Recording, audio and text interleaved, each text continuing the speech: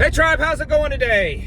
Well, it's starting to cloud up. We're supposed to get some storms tonight overnight, but then tomorrow looks a lot worse. I think what we'll get tonight has the potential for being severe. Probably 3 o'clock in the morning is what it's looking like, but then tomorrow more is coming in and that looks a lot worse. So if you are anywhere in kind of the Ozark area, be paying attention. I mean, my goodness, look at what happened Friday. Massive amounts of destruction. At least a couple of dozen people have lost their lives. So this is not something to just take lightly. The weather has been crazy. I'm not going to go into this video of potentially why. I mean, we've had a lot of solar activity in the last couple of weeks. And there's a lot of strong theories that plays into weather. Some people say no, but I'm leaning towards I think it does. But I'm no scientist, okay? But then there's also weather manipulation and all that stuff that's going on. So anyways, that's the story on that. So there a couple of big things has happened today, it looks like. I mean, I'm sure there's a lot of things that's happened, but there's two kind of big things. Number one, and this was just the other day, they kind of come out and said that it looked like that that Joe Biden, former President Joe Biden, had tested positive for some cancer cells. Well, now they've come out today and said that he has an aggressive, advanced pancreatic cancer, and that, or was it prostate cancer? I'm getting old, and maybe I said it wrong. But anyways, cancer. They're saying that it's in the bone.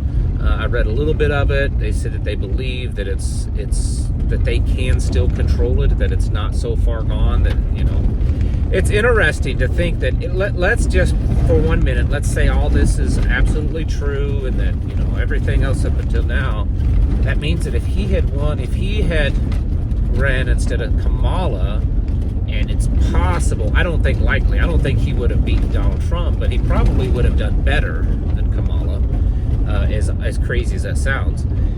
And let's just say he had won. And then he, dies in office. That would have been different. So anyways, who knows? It's very possible that it's true.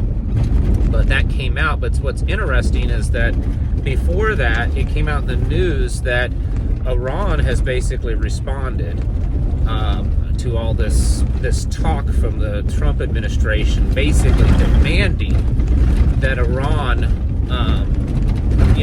accept this deal or else. And this deal is basically denuclearization, for that they can be producing no more, uranium and all this kind of stuff. Well, Iran has responded back and says that's not a deal. That they will not accept anything that means that they can't produce what they produce. So that they've basically said that they've come this far, they've put all this work into it, that they're not going to stop. They're not going to back down. Again, if that is the case, does that shed a little bit more light into this whole, I think, a facade? I think it's an act with Donald Trump and Israel.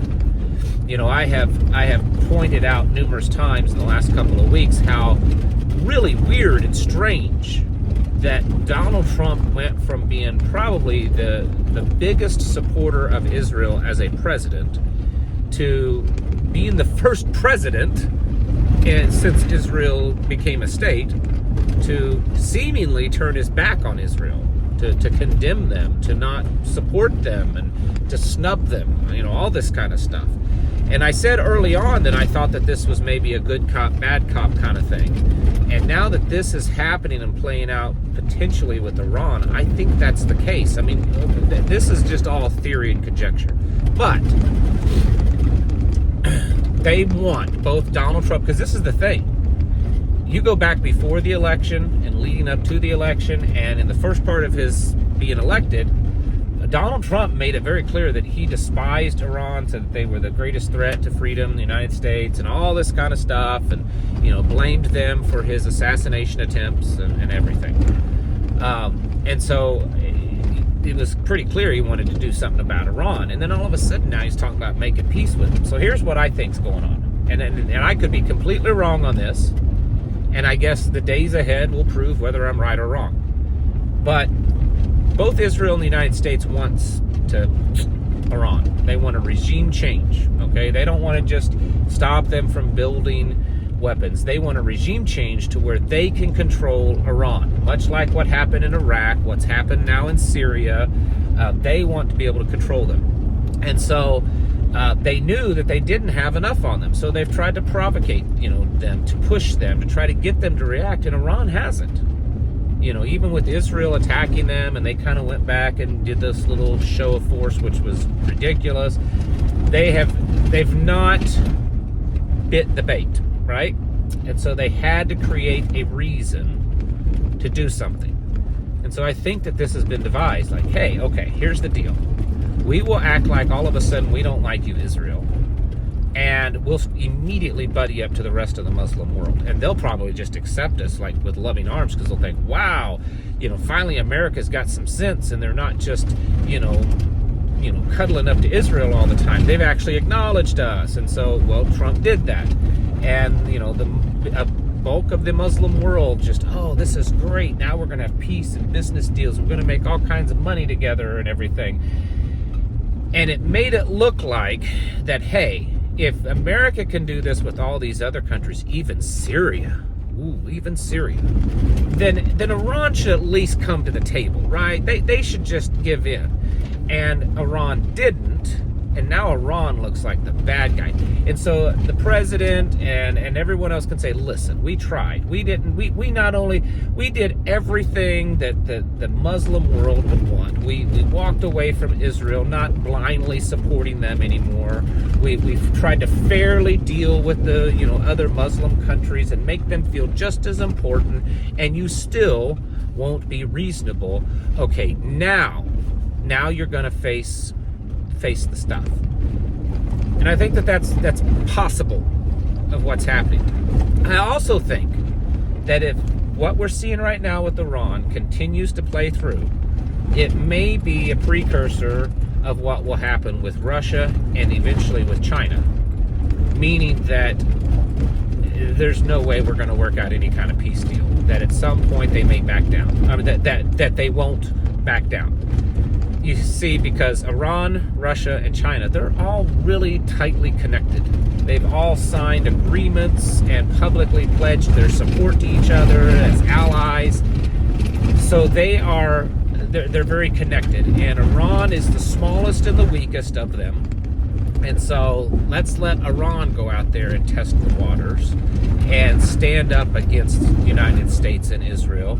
And then that way we know that Russia and China can do the same later on down the road, because what we're dealing with right now with Iran is the same kind of stuff we're going to deal with Russia and China. And so the coming days may be interesting. It's still, I think, totally possible for us to work out some kind of deal with Iran. But like I said before, way back when, even before the president snubbed his nose at Israel and stuff, I said that the only way that Iran, their only choice is to completely lose or to go to war. Because even if they sign this deal, they will have to back down in a lot of ways. And right now in the Muslim world, Iran is definitely the most powerful. They have the biggest military might. They go around, showing that, hey, we're the top dog in the Middle East. And if they do this, they become, well, to choose my words carefully, they become, kind of a whipping boy, a female dog to the United States, because they backed down and they caved in, and now they no longer have any kind of clout or respect in the Middle East. They're nothing. Oh, they might work out big deals, but they're nothing. And so they really don't have a choice. They either completely lose or they take a chance of going to war. That's the corner that they've been put into. Even if the president offers them all kinds of money and deals and they can become rich, they still will have lost face. And you know what? In the Muslim world, especially those people, money isn't everything, especially not for the Iranians. And they will have completely lost all respect. And so that's what they're up against. So will Iran be willing to go down fighting or completely give up? Because that's the choice. And so the reaction of the United States would probably be a similar reaction if Russia says, no, we're not taking any deal with Ukraine, and China says, no, we're not taking any deal on trade or with Taiwan. Same kind of thing. And so I think we should kind of pay attention to what happens over the next few days. Again, I'll admit, I'm not making any predictions. I'm not telling you how great and knowledgeable I am on this subject. I could be absolutely, completely wrong. But I think that what I've kind of laid out has a strong possibility. And so we should probably be getting ourselves prepared, as always, because the coming days, we could potentially see a conflict with Iran, which could also be a conflict with Russia and China as it completely plays out in the future. So I highly suggest you keep pushing yourself. Get your houses in order, folks. This is not a time to be relaxed and kicking back and thinking that we're now in a peace time and that it's time to just kind of chill. It's time to take advantage of the moment and get yourselves ready. Get prepared mentally, physically, and spiritually. Thanks for watching. Catch you in the next video.